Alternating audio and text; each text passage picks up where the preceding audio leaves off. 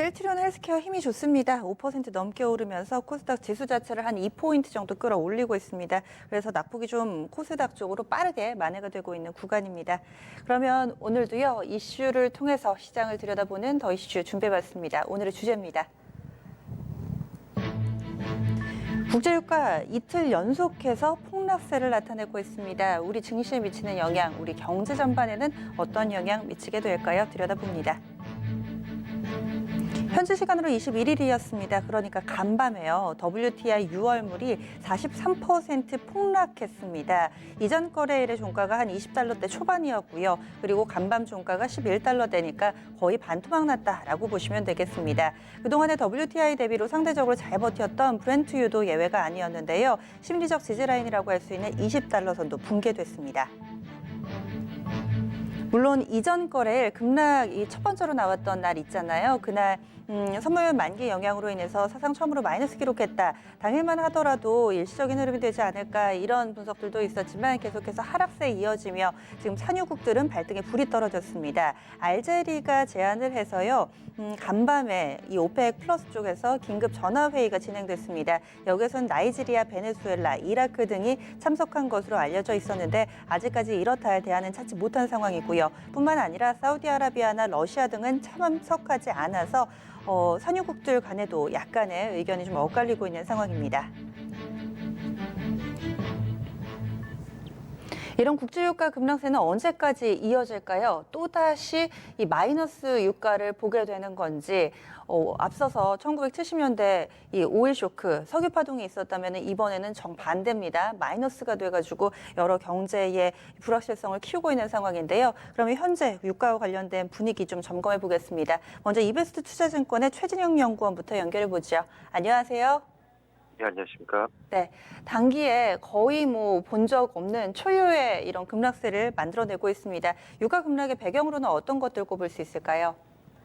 예, 일단은 5월물 WTI만 놓고 봤을 때 급락했었던 요인이 선물 만기에 따른 롤오버랑 그다음에 반대 매매 때문이라 볼 수가 있겠고요. 아무래도 투자자들 같은 경우에는 이미 이전부터 콘텐고를 갖다 좀 고려를 해가지고 그널물을 갖다가 좀 기피했었던 걸로 보입니다. 그런 것들 때문에 어떻게 보면은 좀 개인 투자자들 경우에는 좀 반대 매매가 좀 심하게 나왔었다. 특히나 업황도 안 좋은 상황이었고 거래량이 좀 작은 상황에서 이 같은 이슈가 어떻게 보면은 유가의 폭락을 갖다가 좀 보이게 했다라고 볼 수가 있겠고요. 어제 같은 경우에는 유가가 급락했었던 요인은 사실 5월 물가는 조금 다르긴 하겠지만은 여전히 수급 상황 자체가 안 좋고 재고 역시도 사실 미국 같은 경우에는 상업용 석유 재고가 대략 한 30에서 35%밖에 이제 저장할 수 있는 공간이 남아있지 않기 때문에 그렇기 때문에 어떻게 보면은 이 같은 좀 흐름 자체가 좀 나타날 수밖에 없었지 않았는가라고 볼 수가 있겠고요.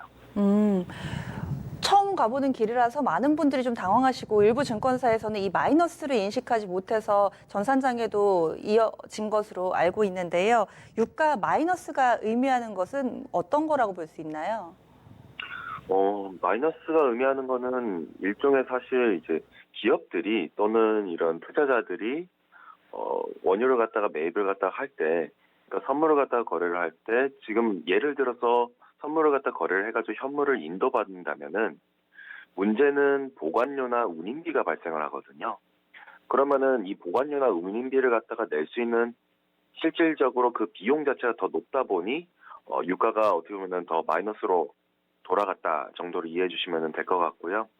사실상 이러한 업종 자체가 힘들다 보니 석유 제품 관련 기업들은 더 힘들어질 수밖에 없고 경제 측면에서는 기대 인플레이션의 회복도 사실상 좀 더딜 수밖에 없는 경기의 회복 속도 자체가 조금은 의구심이 들 수밖에 없는 부분이 있고요. 네. 지금 6월물도 아슬아슬한 상황입니다. 간밤 기준으로는 한 11달러 수준, 지금 CFT 기준으로는 약간은 오르기는 하는데 워낙에 간밤에 폭락이 나와가지고 12달러대 수준 정도밖에 안 되는데요. 이 6월물도 마이너스 진입 가능성 업계에서는 좀 어떻게 보고 있나요? 6월물에 있어서 사실 어제 전까지만 하더라도 20불선을 갖다 줬었기 때문에 그나마 좀 시장에서는 긍정적인 흐름, 이제 기대감을 갖다 가지고 있긴 했었습니다. 다만 경계해야 됐었던 부분이 여전히 콘텐고 상황이 심각하고 수급 상황 자체가 좀 개선이 없다면은 선물의 만기 도래 시에 또 5월물과 같은 이벤트가 또 발생할 가능성이 있을 수 있겠거든요. 이미 WTI 같은 경우에는 풋옵션 미결제 약정 자체가 콜옵션 대비했을 때 여전히 압도적으로 좀 높은 상황이고 시장이 그만큼 여전히 하락을 갖다 가능성을 좀 바라보고 있다라고 볼 수가 있겠고요. 여전히 이제 시장 참가자들 같은 경우에는 근월물보다는 원월물 갖다가 좀 선호를 갖다 할 수밖에 없다. 그만큼 수급 상황이 좀 좋지가 않고 저장 시설 역시도 굉장히 좀 어떻게 보면은 공간 자체가 남은 유효 캐파 자체가 얼마 없기 때문에 이 같은 상황들이 계속 벌어질 가능성은 여전히 있다. 그래서 좀 계속 경계는 필요하다고 보시면 될 것 같고요. 월물 간의 갭이 상당히 좀 크더라고요. 이 연말에 한 12월쯤 거 보니까 한 $30 선 중후반대 쪽에서 형성이 돼 있던데 일단 근월물에 대한 근월물을 피하자라는 분위기가 상당히 팽배하다라고 지적을 해주셨는데 향후에 그러면은 유가 변수는 어떤 게 있다고 보세요? 변수가 있다면은 뭐 큰 부분에선 두 가지라 볼 수가 있겠습니다. 일단 첫 번째로는 미국이랑 유럽과 어떻게 보면 경제 재개를 갖다가 얼마나 빨리 하는가. 즉 이들 지역에서의 코로나19의 확산세가 둔화까지가 확인이 필요하겠고요. 경제 제재가 된다면은 그것이 어떻게 보면은 유가에 있어서도 바닥을 갖다가 좀 다질 수 있는 시그널로 좀 잡힐 수가 있겠고요. 두 번째로는 이제 5월 1일부로 시행되는 오펙 플러스의 이제 감산 이행이 좀 주목될 수밖에 없겠고요.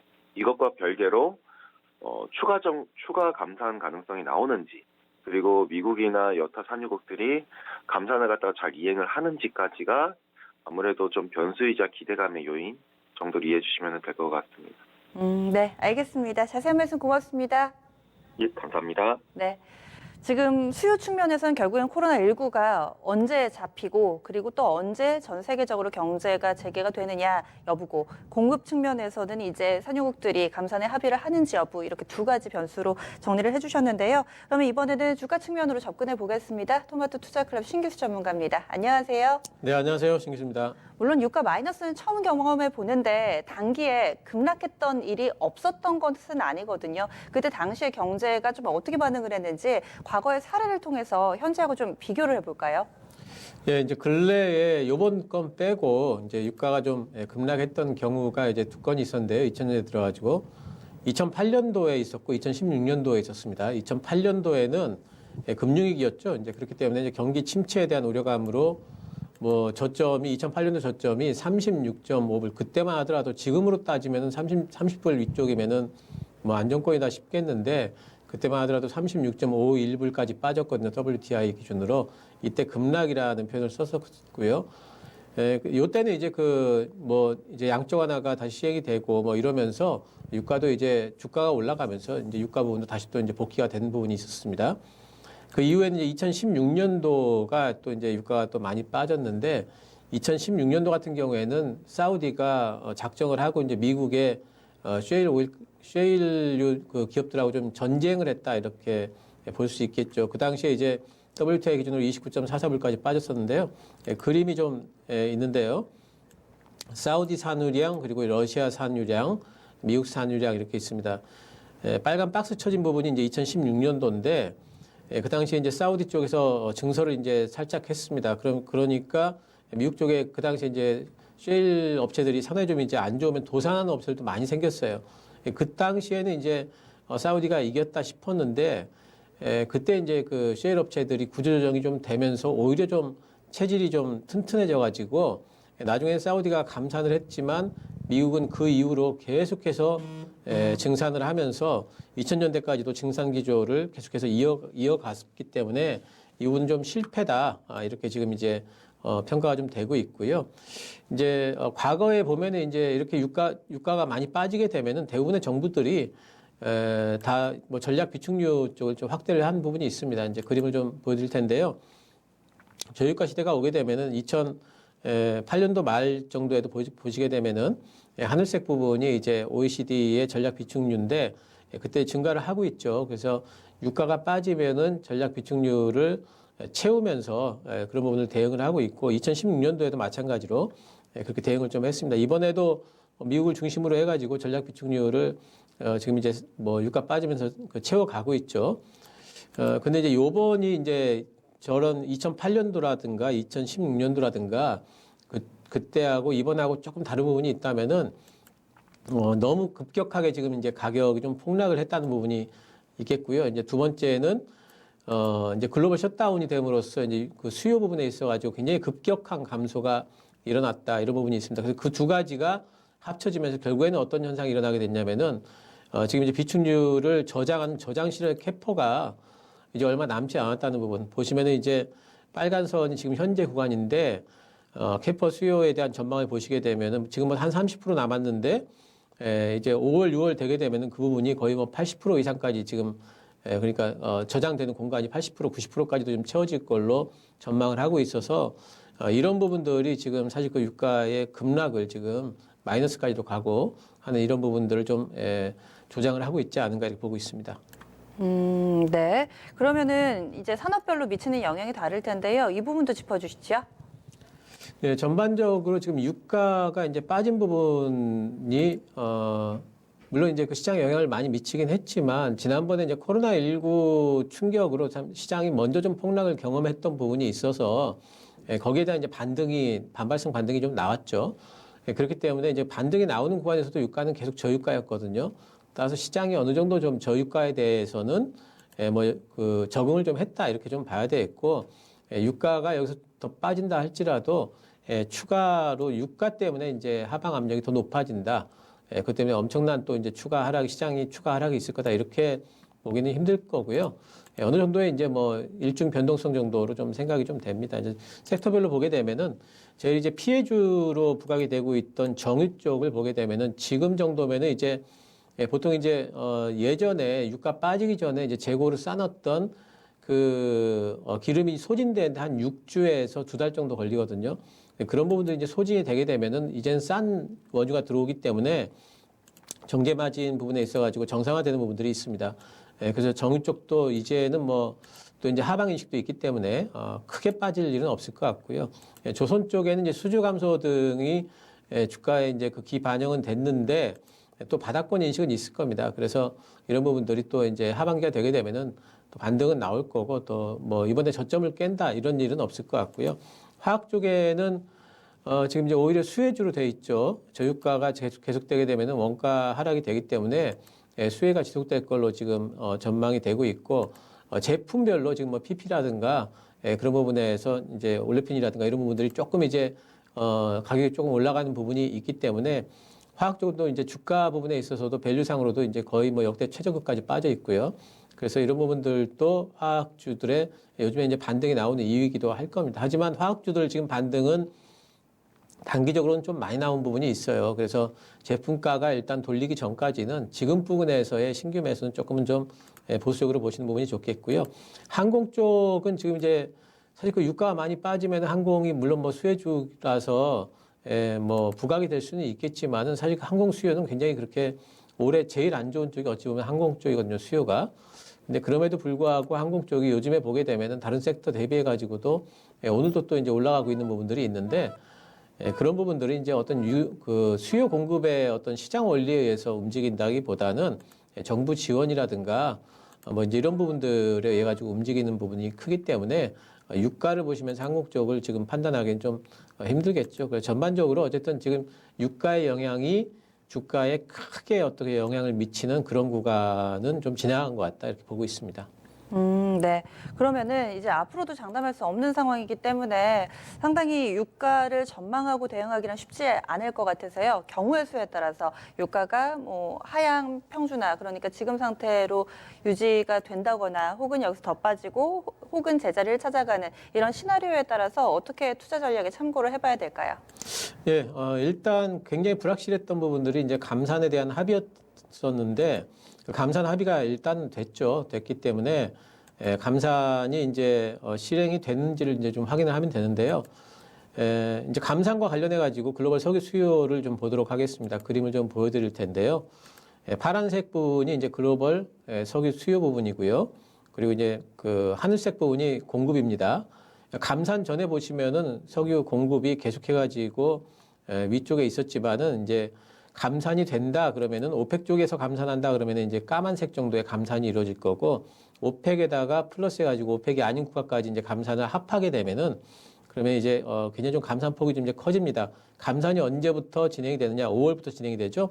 그렇기 때문에 이제 5월 중순부터는 지금 현재 합의된 감산의 최대치까지 감산이 될 텐데 그런 것들을 감안을 할 때 지금 현재 이제 유가 부분에 있어가지고 이제 석유 수요 부분도 이제 그 4월 중순부터는 조금 셧다운이 좀 해제가 되게 되면은 좀 진행이 될 그 반등이 좀 나올 부분이 있기 때문에 이런 것들을 본다면은 어쨌든 이제 4월, 5월, 6월을 지나면서 이제 석유 가격은 유가는 좀 반등이 나오지 않겠는가 이렇게 보는데 여기에다 요즘에 이제 부각이 되고 있는 한 가지 더 이제 변수가 있다면 아까 보여드렸던 그림을 다시 보여드리겠습니다.